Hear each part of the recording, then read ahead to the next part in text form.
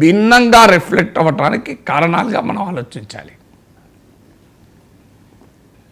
ఇక బీఆర్ఎస్ విషయానికి వస్తే బనకచర్లపై చంద్రబాబుతో చర్చలేంటి అంటూ ఆ పార్టీ నేతలు చెబుతూ ఉన్నారు సార్. బాబు మాయలో పడి తెలంగాణను ముంచొద్దు అంటూ ఉన్నారు. ఎందుకు సార్ బీఆర్ఎస్ ఈ వైఖరి తీసుకుంది? బీఆర్ఎస్ వైఖరి కరెక్టేనా?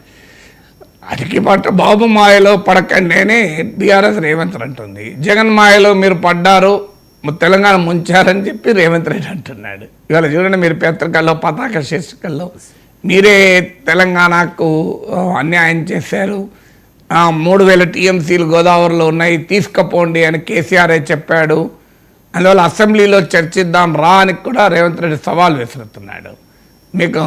అందువల్ల అంటే రాజకీయాల్లో ఎలా ఉంటాయంటే ఇష్యూ ఒకటే ఉండదు, ఆ ఇష్యూ చుట్టూ పొలిటికల్ నరేటివ్ ఉంటుంది. బీఆర్ఎస్కు ఇప్పటికీ నమ్మకం ఏంటంటే తెలంగాణలో ఓట్లు పడాలంటే చంద్రబాబు నాయుడు తిట్టాలి. ఎందుకంటే చంద్రబాబు నాయుడు పైన తెలంగాణ ఉద్యమ కాలంలో భయంకరమైన దాడి జరిగింది. మీకు బహుశా ఏ నాయకుడి పైన ఏ పార్టీ పైన తెలంగాణ వాదం అంతగా ఎక్కుపెట్టలేదు. సో అందువల్ల తెలంగాణ దీనికి కారణం ఏంటంటే కాంగ్రెస్ జాతీయ పార్టీ కనుక అక్కడ తెలంగాణ ఆంధ్రప్రదేశ్ చుట్టూ విడిపోయారు. చంద్రబాబు నాయుడు తెలుగుదేశం మాత్రం విభజన తర్వాత కూడా బలంగా తెలంగాణ రాజకీయ క్షేత్రాల్లో తన సత్తా చూపాలని ప్రయత్నించింది, కొన్ని విజయాలు కూడా సాధించింది. అందువల్ల మీకు 2014 ఎలక్షన్లో 15 సీట్లు టీడీపీ తెచ్చుకుంది. మామూలు విషయం కాదు, 15 సీట్స్ అంటే బీజేపీతో కలిపి 20 సీట్స్ తెలంగాణ ఇచ్చిన కాంగ్రెస్తో సమాన స్థాయిలో దాదాపు కొద్దిగా తక్కువ సీట్లు తెచ్చుకుంది. 2018లో కూడా 2 సీట్లు గెలుచుకుంది. అంటే విభజన అనంతరం కూడా తెలంగాణ రాజకీయ క్షేత్రంలో ఉనికి కొరకు తెలుగుదేశం ప్రయత్నించింది. ఇక ఈవెన్ రాష్ట్ర విభజనకు ముందు కూడా తెలంగాణలో తెలుగుదేశం పార్టీకి బలమైన ఉనికి ఉంది. ఆ ఉనికి నిలబెట్టుకోవటానికి తెలంగాణ ఉద్యమ కాలంలో కూడా చంద్రబాబు నాయుడు చాలా కష్టపడ్డాడు. అందుకే 2009లోనే బీఆర్ఎస్తో పొత్తు పెట్టుకొని ఎర్రనాయుడు కమిటీ వేసి మేము తెలంగాణకు అనుకూలమని లెటర్ ఇచ్చి నానా హడావుడి చేశారు. ఈవెన్ అఖిలపక్ష మీటింగ్లో కూడా రోషయ్య ప్రభుత్వాన్ని నిలదీశారు, మీరు బిల్లు పెడతారా, మిమ్మల్ని పెట్టమంటారా అని.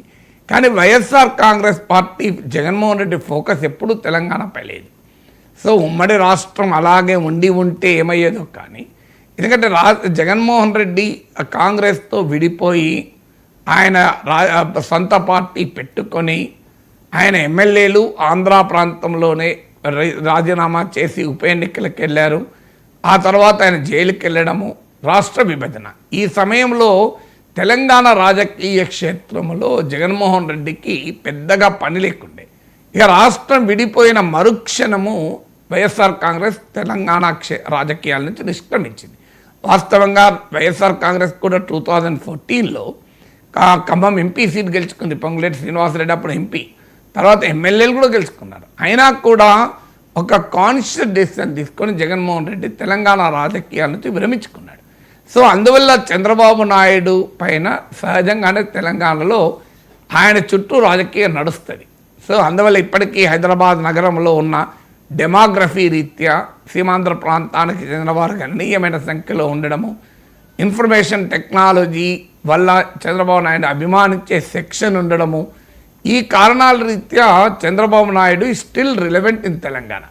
అందుకే బీఆర్ఎస్ చంద్రబాబు నాయుడును లక్ష్యంగా చేసుకొని ఆ రాజకీయాన్ని ఇప్పటికీ కొనసాగిస్తుంది. 2018లో మహాకూటమి పైన ప్రధానమైన యుద్ధం చంద్రబాబు నాయుడు ఆధారంగానే కదా. సో అందులో కాంగ్రెస్ పార్టీకి రేవంత్ రెడ్డి ఎప్పుడైతే నాయకత్వంలోకి వచ్చాడో, కాంగ్రెస్ పార్టీని అటాక్ చేయాలి అంటే రేవంత్ రెడ్డిని అటాక్ చేయాలి.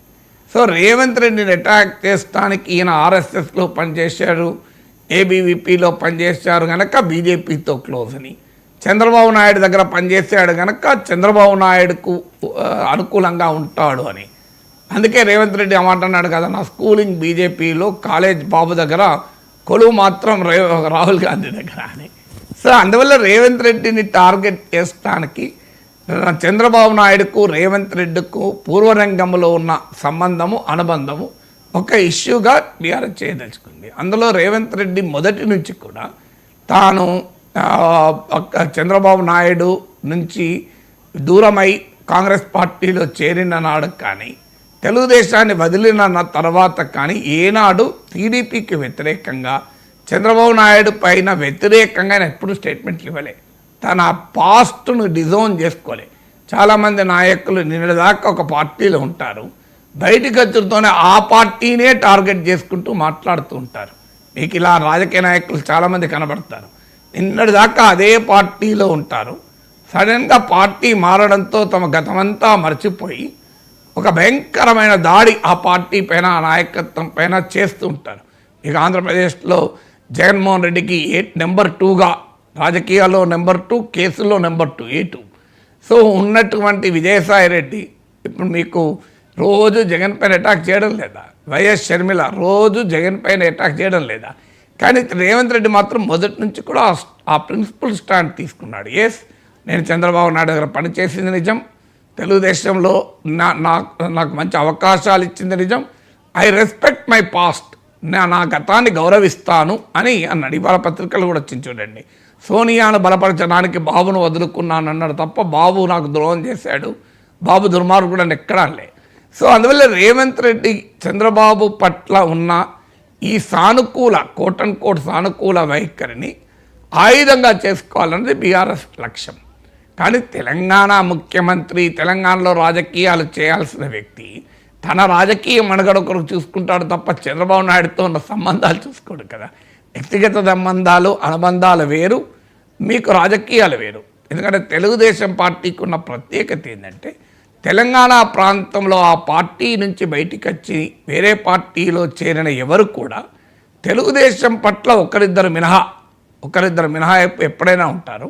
ఒకరిద్దరు మినహా మీకు ఎవరు కూడా చంద్రబాబు నాయుడు టార్గెట్ చేయడం లేదు కూడా. మీకు తుమ్మల నాగేశ్వరరావు కావచ్చు, తలసాని శ్రీనివాస్ యాదవ్ కావచ్చు, ఎర్రవెల్లి దయాకర్ రావు కావచ్చు, రేవంత్ రెడ్డి కావచ్చు. ఒక రేవంత్ రెడ్డి కాదు, మీకు ఈ ట్రెండ్ క్లియర్గా కనబడుతుంది. ఈవెన్ హైదరాబాదులో ఉన్న బీఆర్ఎస్ ఎమ్మెల్యేలు, కాంగ్రెస్ వైపు వచ్చిన బీఆర్ఎస్ ఎమ్మెల్యేలు, మీరు ఎవరినైనా తీయండి, ఆ వైఖరి తీసుకోరు వారు. ఎందుకంటే వారు తెలుగుదేశం నుంచి బయటికి రావటానికి కారణం చంద్రబాబు నాయుడుతో విభేదాలు కాదు, మారిన రాజకీయ పరిస్థితుల వల్ల. విభజన అనంతరం తెలంగాణలో తెలుగుదేశానికి మనుగడలేదు కనుక బాధతో వారు వేరే పార్టీలోకి వెళ్ళారు. సంతోషంగా వెళ్ళిన వాళ్ళు కాదు. ఇప్పటికీ వాళ్ళకు అవకాశం వస్తే తెలంగాణలో తెలుగుదేశం రాజకీయాలు చేస్తున్న వాళ్ళే వ్యతిరేకం కాదు.